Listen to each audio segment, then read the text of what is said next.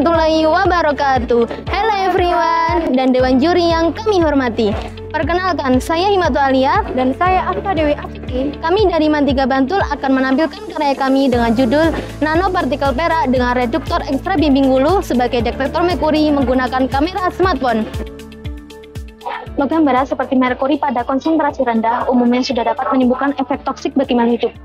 Bahaya merkuri telah diketahui karena sifatnya yang mudah larut dalam lipid dan terakumulasi dalam tubuh makhluk hidup sehingga dapat membahayakan saraf, otak, ginjal, dan kulit.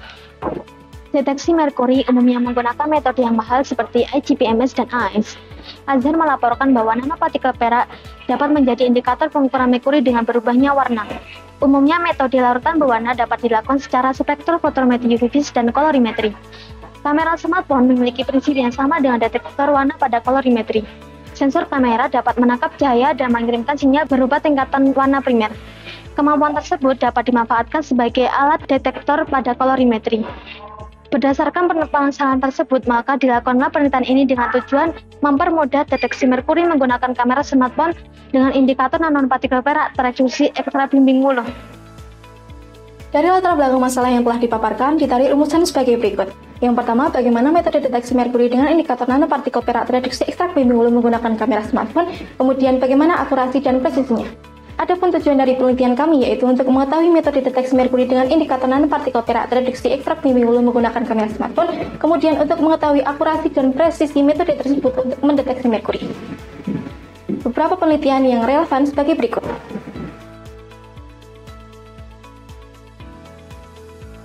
Subjek dalam penelitian ini adalah deteksi merkuri menggunakan kamera smartphone. Sedangkan objek dalam penelitian ini adalah kurva kalibrasi dari hasil deteksi. Adapun alat dan bahan yang kami gunakan adalah sebagai berikut.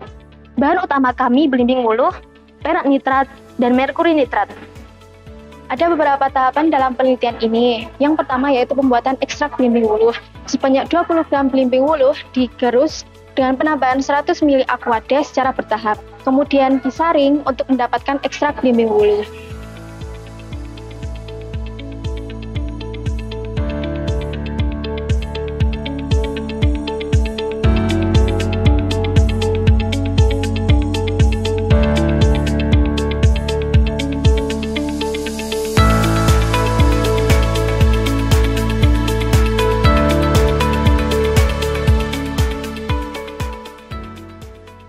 Nanopartikel perak dibuat dengan cara mereaksikan larutan perak nitrat sebanyak 1 milimolar dengan ekstrak belimbing wulu dengan perbandingan 2:1 dengan bantuan sinar matahari.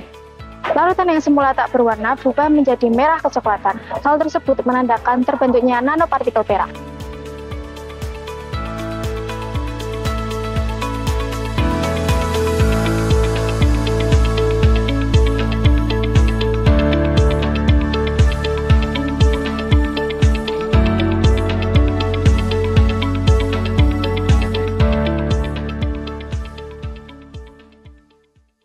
Deteksi merkuri dilakukan dengan cara mereaksikan 1 ml larutan standar merkuri dengan 2 ml larutan nanopartikel perak. Pada penelitian ini, kami menggunakan kurva kalibrasi dari 0 hingga 70 ppm. Larutan yang telah direaksikan diuji menggunakan spektrofotometer UV vis, kemudian difoto menggunakan Studio Mini.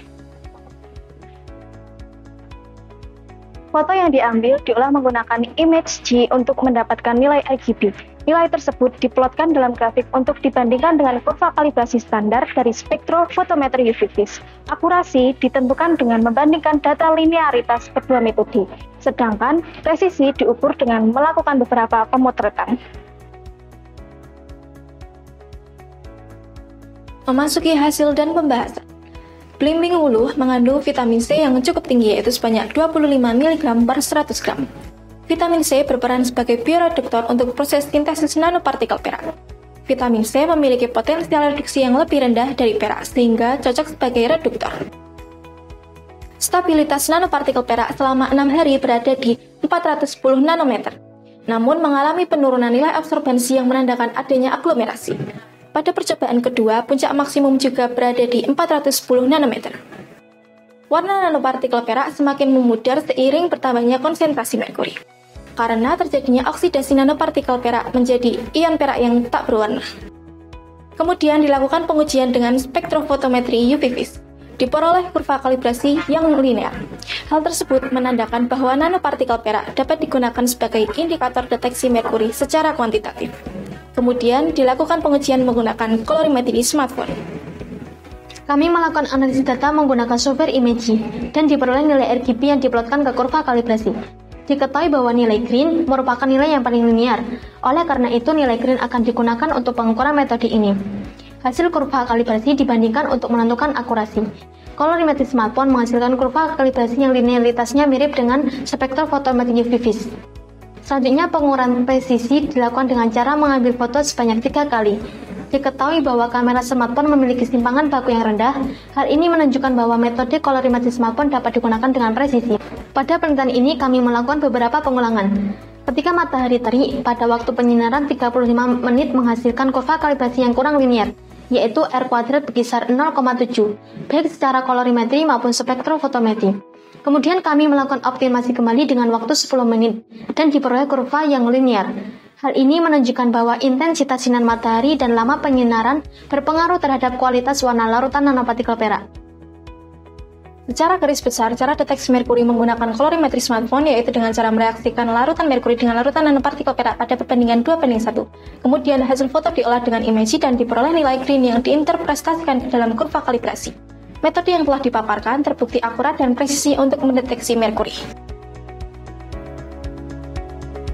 Terima kasih telah menonton video kami dan terima kasih kepada Mantika Bantu yang telah mensupport penelitian ini. May research my adventure. Wassalamualaikum warahmatullahi wabarakatuh.